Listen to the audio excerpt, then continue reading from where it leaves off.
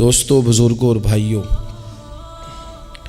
ہم مسلمان ہیں۔ اللہ تبارک و تعالی نے جو دین برحق ہمیں عطا فرمایا ہے، وہ دین ہماری تمام ضروریات کو پورا کرتا ہے۔ ہمیں یہ حکم دیا گیا ہے کہ ہم اللہ سے جب بھی مانگیں دنیا اور آخرت کی بھلائی مانگیں۔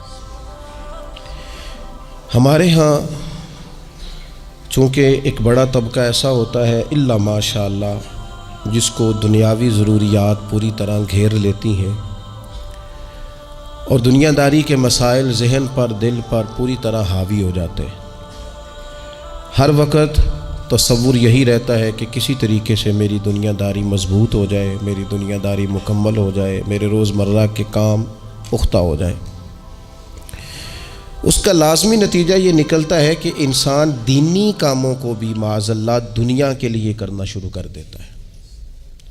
کعبۃ اللہ میں جا کر بھی، بیت اللہ شریف کا طواف کر کے بھی، حجر اسود کے بوسے کے بعد بھی، مقام ابراہیم پر نفل پڑھنے کے بعد بھی، نبی اکرم صلی اللہ علیہ وسلم کی بارگاہ عالی مرتبت کی حاضری کے دوران بھی الا ماشاء اللہ لوگ دنیا ہی مانگتے رہتے ہیں۔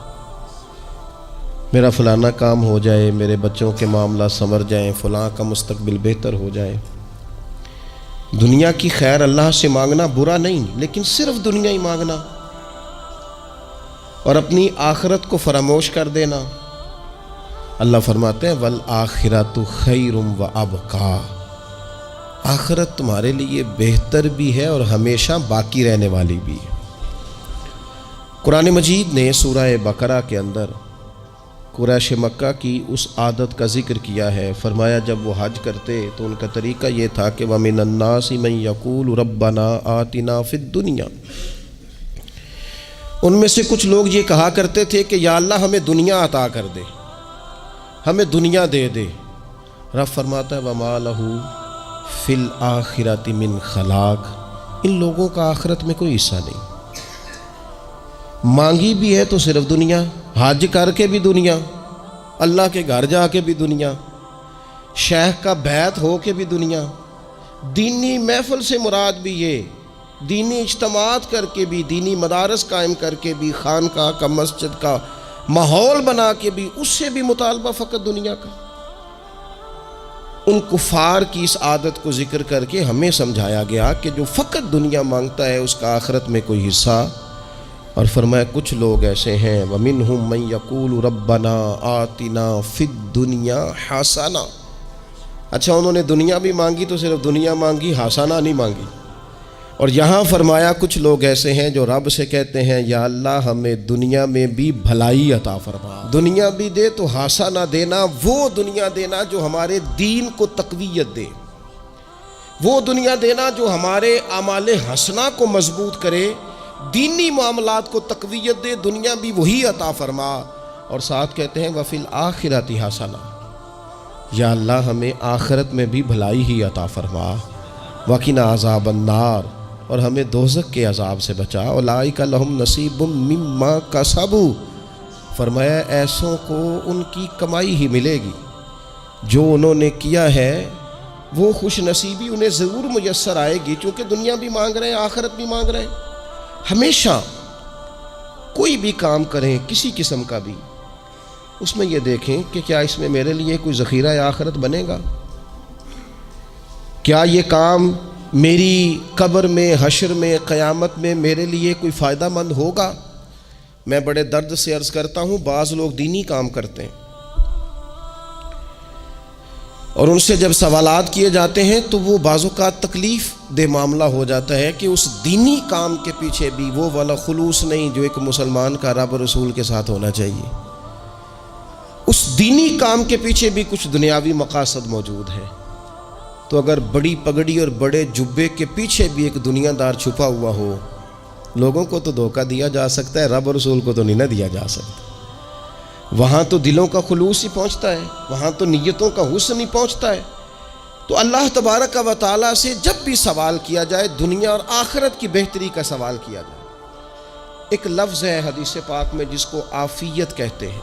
ترمذی شریف میں حضرت سیدنا عباس بن عبد المطلب رضی اللہ تعالیٰ عنہ آپ کی روایت موجود ہے، فرماتے ہیں میں نبی پاک صلی اللہ تعالیٰ علیہ وسلم کی خدمت عالی مرتبت میں حاضر ہوا تو میں نے عرض کی یا رسول اللہ صلی اللہ تعالیٰ علیہ وسلم، مجھے ایسی چیز بتائیں جو میں اپنے رب سے مانگوں۔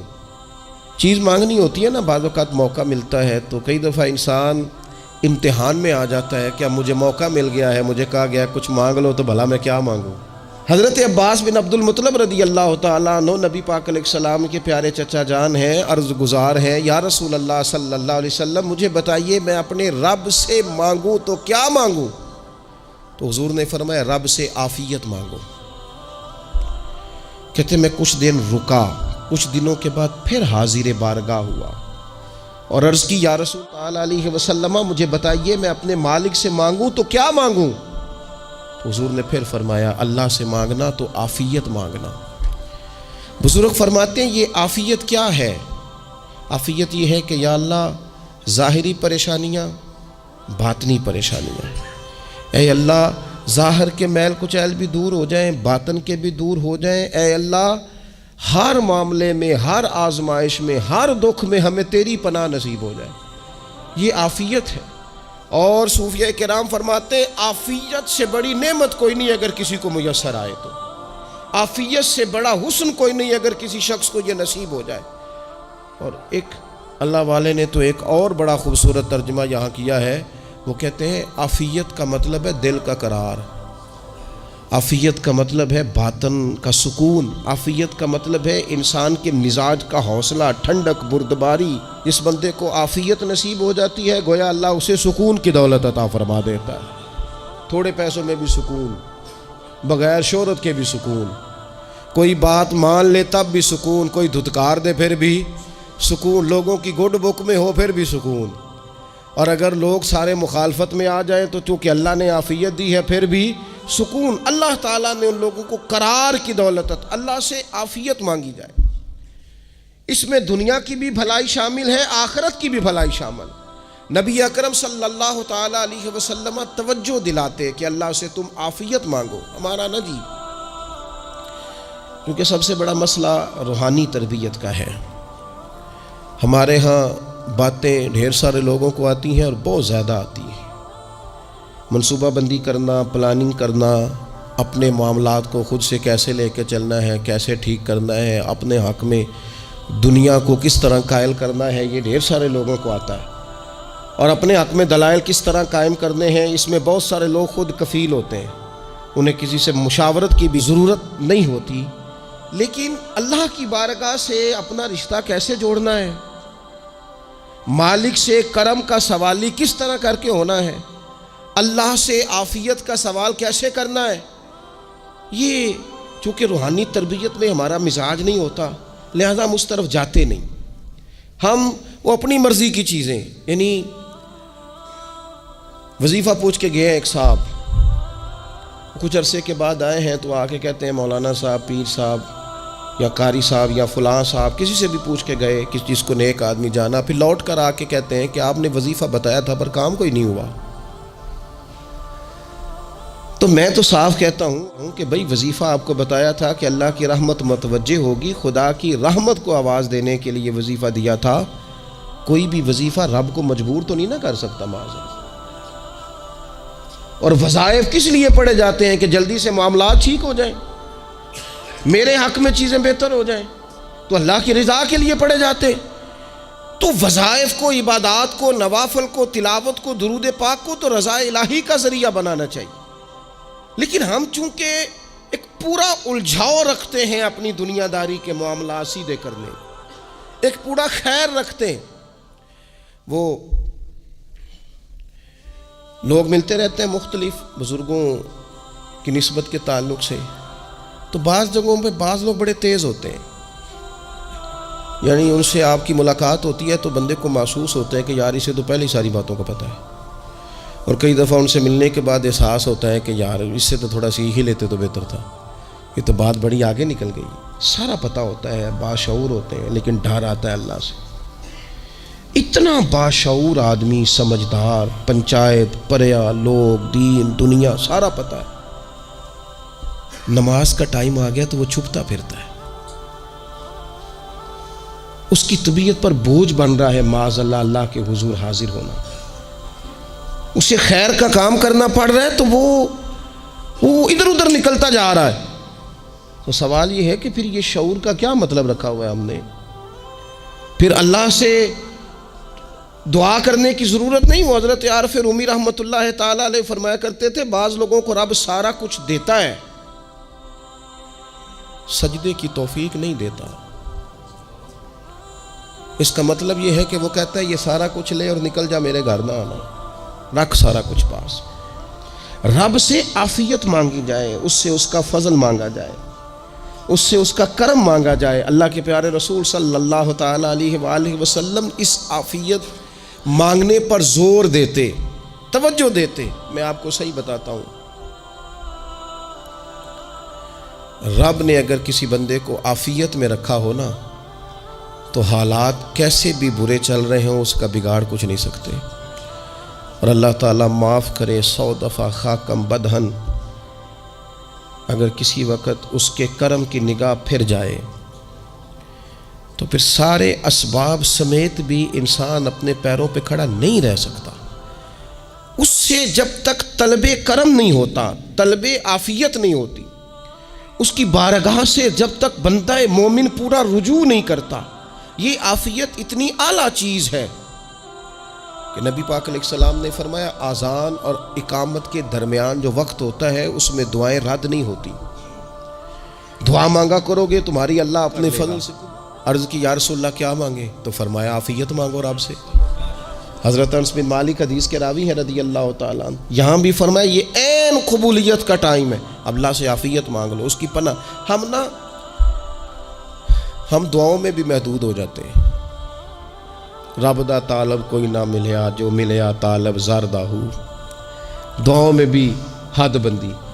بعض اوقات بچے بھی تربیت کرتے ہیں نا، ایک مولانا ہے، ان کا خیال ہے کہ انہوں نے مجھ سے کچھ پڑھا ہے تو کبھی کبھی استاد جی کہہ دیتے ہیں، بہت پرانی بات ہے، انہوں نے مجھے فون کیا کہ اگر آپ کبھی تشریف لائیں، تو میں نے کہا پتر دعا مانگ اللہ کو چھوٹی جی گڈی دے وے۔ تو اس بچے نے میری بڑی تربیت کی، کہنے لگا استاد جی اللہ کو لو منگنی ہے تو وڈی ساری منگو، آپ نے محدود کیوں کیا کہ بھئی یہ چھوٹی سی اللہ گاڑی کیوں اللہ چھوٹی دے، رب دے تو بڑی دے اور رحمت سے دے، اللہ سے مانگنی ہے نا جی۔ ہم تربیت نہیں لیتے۔ میں نے اس کا شکریہ ادا کیا، میں نے کہا بیٹے تو نے بڑی سونی بات کی، اللہ تجھے اس کا اجر عطا کرے، اللہ تجھے برکات عطا کرے۔ اگر آپ نے سیکھنا ہے تو پھر آپ سیکھ لیں گے، اور اگر نہیں سیکھنا تو پھر یہی کہنا ہے ساری عمر لانگی بندہ کو نہیں ملیا، چونکہ مزاج نہیں ہے نا سیکھنے کا، اس لیے پھر ملا ہی کوئی نہیں، پھر ساری زندگی کو میسر ہی نہیں آیا، کسی نے نصیحت ہی نہیں کی، کوئی آنکھوں کو بھایا ہی نہیں، خود ہی بڑے سیانے تھے، خود ہی بہت بڑے تھے، اپنا قد ہی بڑا اونچا تھا، سب ٹھگنے چھوٹے اور کمزور اور بونے نظر آئے۔ عزیز بھائی، جب عافیت، ایک بزرگ تھے ہر وقت اللہ سے عافیت مانگتے تھے، ہر وقت اللہ سے عافیت مانگتے تھے، ہر وقت عافیت مانگتے تھے۔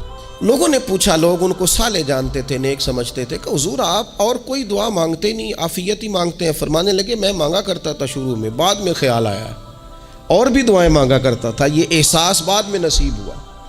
فرماتے میں مزدوری کرتا تھا، مال برداری کرتا تھا، ایک جگہ پہ ڈیوٹی کر رہا تھا تو تھک گیا، اور وہ جو کام لینے والے لوگ تھے ان کا رویہ بھی بڑا ترش تھا، تکلیف ہوئی، تو میں نے اپنے مالک کی بارگاہ میں عرض کی مالک اگر 2 روٹی بغیر مجھے مشقت کے مل جائے دن میں تو تیری بارگاہ تو بڑی کریم ہے۔ کہتے ہیں میں نے یہ دعا مانگ لی، ذرا میں تھوڑا آگے بڑھا تو 2 بندے آپس میں لڑ رہے تھے، میں ان کی صلح کرانے کے لیے، انہیں بچانے کے لیے آگے بڑھا، تو میں جس کو چھڑا رہا تھا دوسرے نے میرے اوپر ضرب لگا دی، میرا بھی سر پھٹ گیا۔ تھوڑی دیر کے بعد وہاں پولیس آ گئی، وہ تینوں کو لڑنے والا سمجھ کے اٹھا کے لے گئے، مجھے جیل ہو گئی۔ 2 روٹیاں بغیر مشقت کے روز ملنی شروع ہو گئی۔ دعا مانگی تھی نا کہ یا اللہ 2 روٹیاں مل جائے نا بغیر مشقت کے، کہتے ہیں وہ 2 روٹیاں روز ملتی، کوئی کام نہیں کرنا پڑتا، پر جیل ہو گئی۔ فرماتے ہیں میں بڑا پریشان تھا، روز روٹیاں پابندی سے آتی اور بہترین آتی، کھانا ملتا۔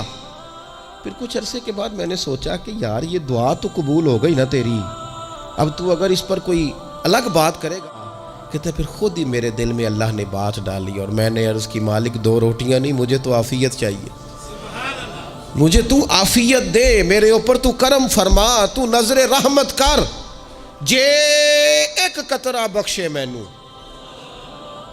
ਜੇ ਇੱਕ ਕਤਰਾ ਬਖਸ਼ੇ ਮੈਨੂੰ ਤੇ ਕੰਮ ਬਣ ਜਾਂਦਾ ਹੀ ਮੇਰਾ, मेहरबानी कर, आफियत अता कर। फरमाते फिर खुदा ने करम किया, कहाँ से असबाब बने मेरे जेल से छूटने के, कौन कौन मेरे ज़मानती बने अल्लाह ही जानता है। फरमाते हैं दरवाज़े भी खुल गए, रिस्क भी मिलता है, सेहत भी मुयस्सर है, सजदा भी कर लेता हूँ, सवेरे तिलावत भी करता हूँ, शाम को मदीने वाले की बारगाह में राज के दुरूद व सलाम भी अर्ज़ करता हूँ, मैं मुमकिन होता है तो किसी गरीब की दाद रसी भी करता हूँ। अब समझ आई है, रब्बना आतिना फिद दुनिया हसनतम व फिल आखिरती हसनतम वकिना अज़ाबन नार।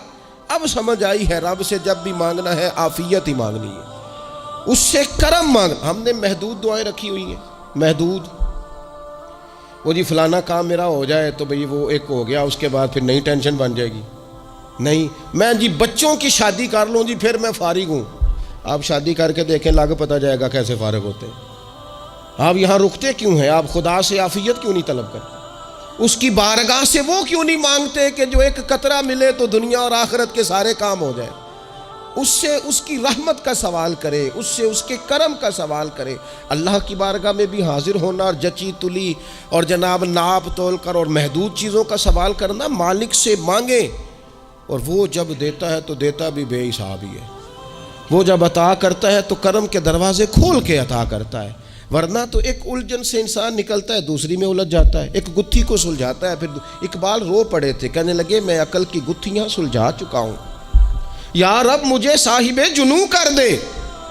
अल्लाह ये बड़ा मैंने हेर फेर देख लिया, मुझे दीवाना बना, अब मुझे जुनून हो, अब मैं किसी के लिए रोया करूँ, अब मैं किसी की याद में तड़पा करूँ, अब मैं रात किसी के लिए मेरी आंखें बेदार रहें। ये बड़ी हो गई दुनियादारी, अकल की गुत्थी हालांकि नहीं सुलझती, पर इकबाल कहते हैं अकल की गुत्थियाँ सुलझा चुका हूँ, या रब मुझे साहिबे जुनू कर दे। और फिर कहने लगे बुझी इश्क की आग अंधेर है, अब ये मुसलमान नहीं ये खाक का ढेर है।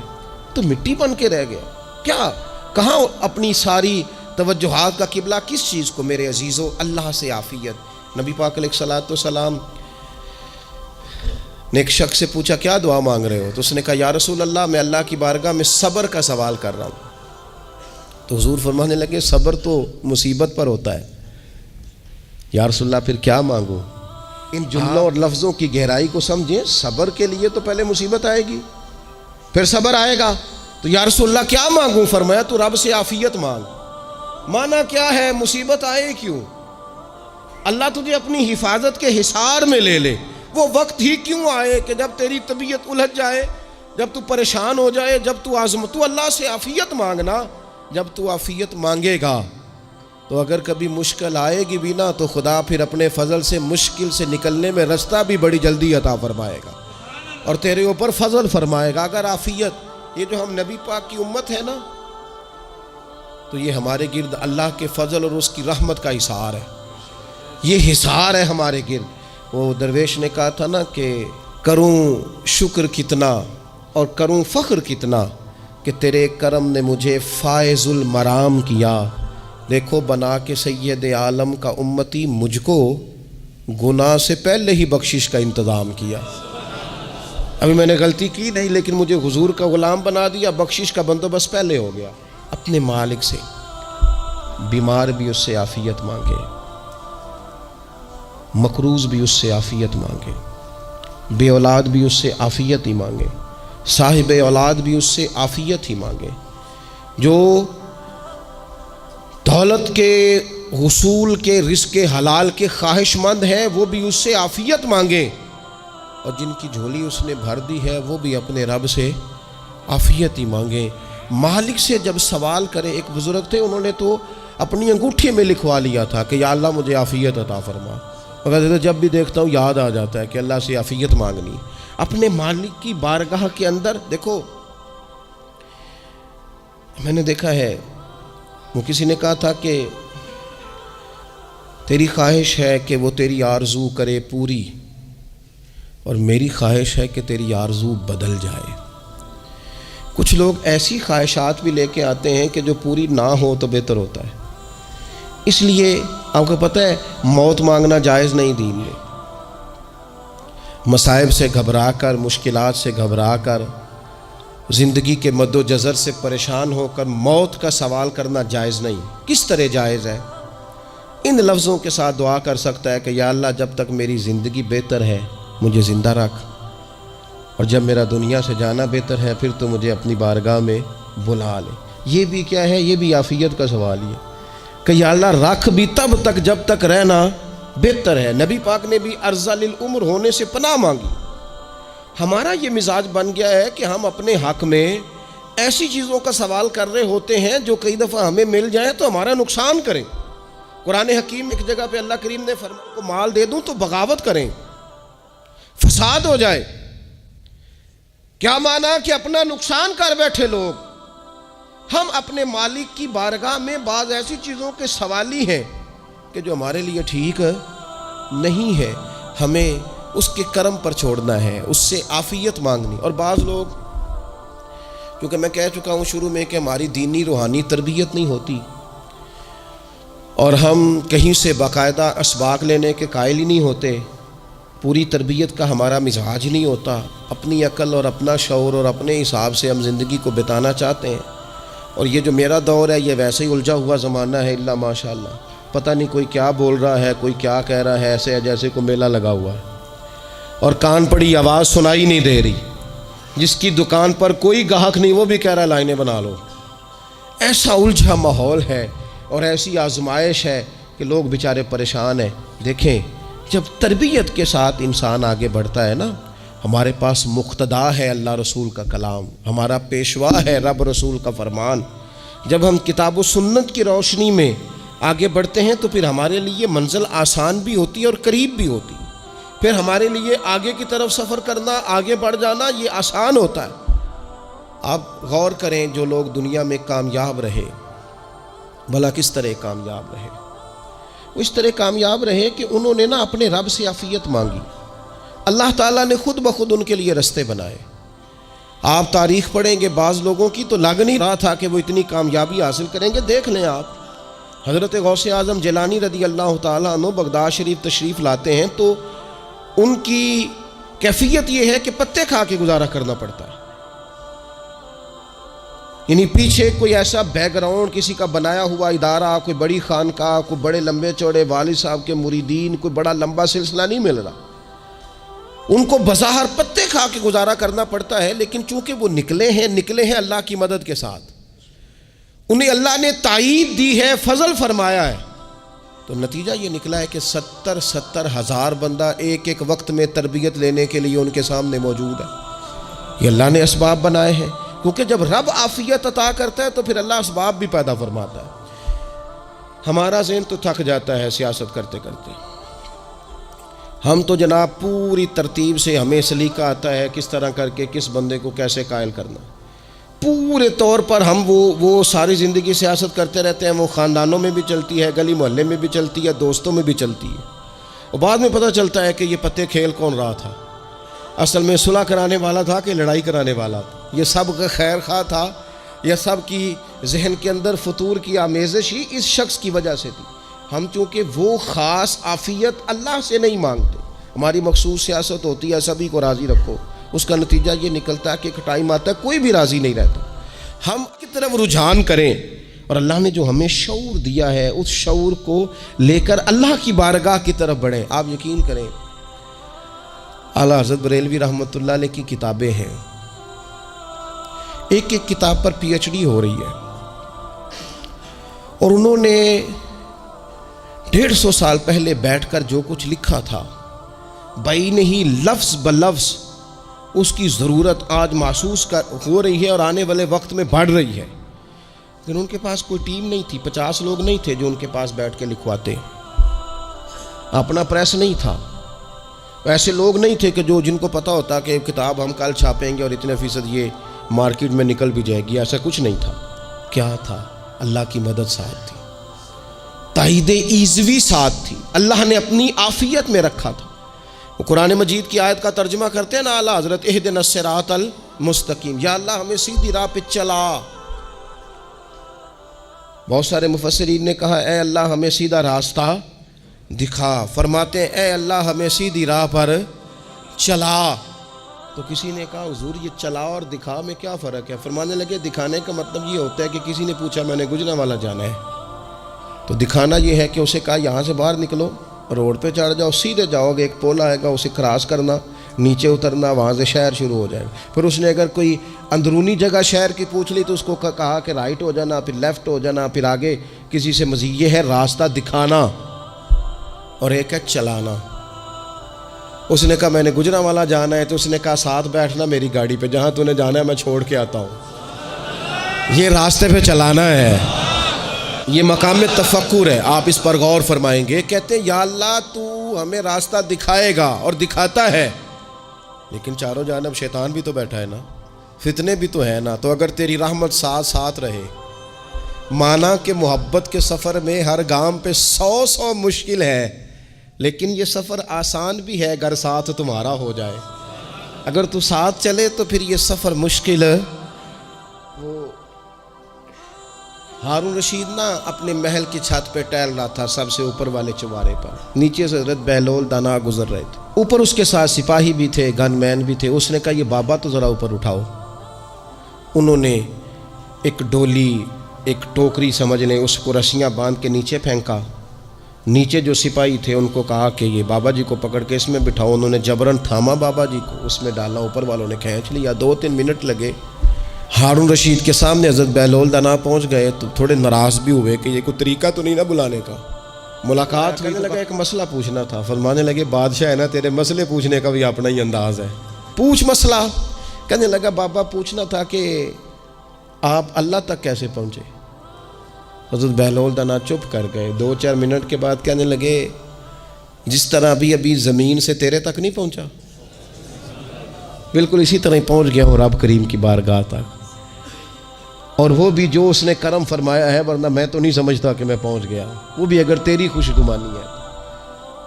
ہارون رشید کہنے لگا مجھے سمجھ نہیں آئی۔ فرمانے لگے تو بادشاہ جو ہے اتنی جلدی کیسے سمجھ میں آئے گی تجھے بات؟ فرمانے لگے اگر میں تجھ سے ملنا چاہتا نا تو میں ایک درخواست لکھتا، پھر کسی وزیر سے سفارشی سائن کراتا، پھر وہ جمع کراتا، پھر مجھے ٹائم ملتا کہ فلاں دن فلاں تاریخ فلاں ٹائم آ جانا، پھر آ کے میں لائن میں لگتا، پھر بھی تو بادشاہ ہے، تیرا موڈ بنتا ملنے کا کہ نہ بنتا۔ جب میں چاہتا تو پتہ نہیں کتنا ٹائم لگ جاتا، جب تو نے چاہا ہے نا تو 1 منٹ بھی نہیں لگا۔ فرمانے لگے میں نے دعویٰ ہی نہیں کیا کہ میں جد و جہد کر کے پہنچوں گا، میں نے تو رب کی بارگاہ میں عاجزی کی ہے، پھر رب نے ہی کرم فرمایا ہے، اسی نے مہربانی کی ہے۔ مانا کہ محبت کے سفر میں ہر گام پہ 100 مشکل ہے، لیکن یہ سفر آسان بھی ہے اگر ساتھ تمہارا ہو جائے۔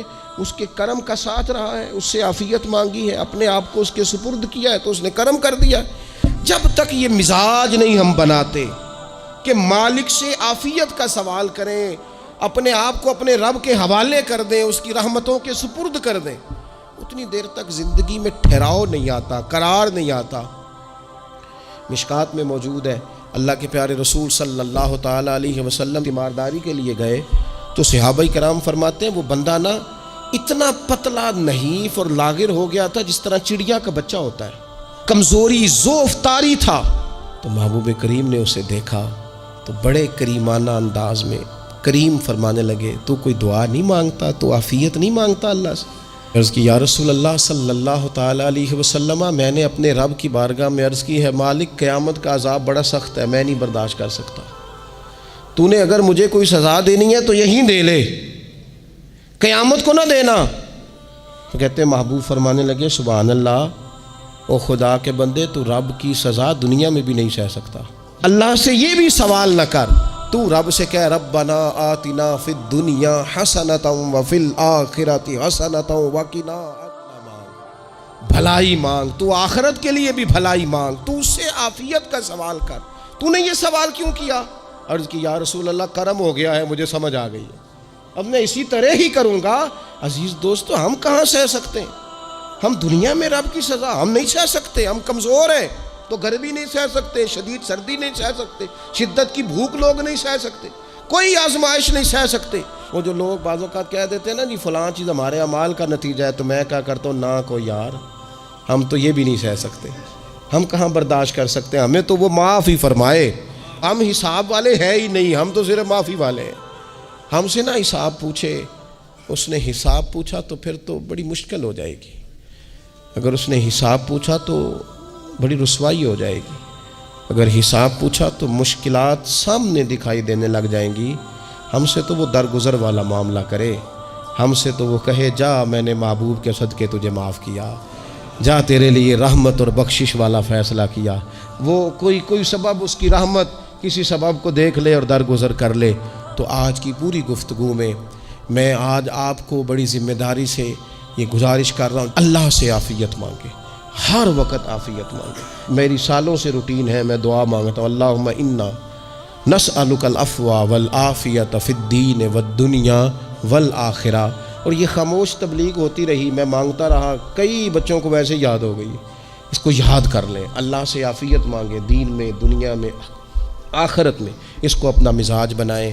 اللہ تبارک و تعالی ہم سب کو عافیت نصیب فرمائے۔ آخر دعوانا الحمدللہ۔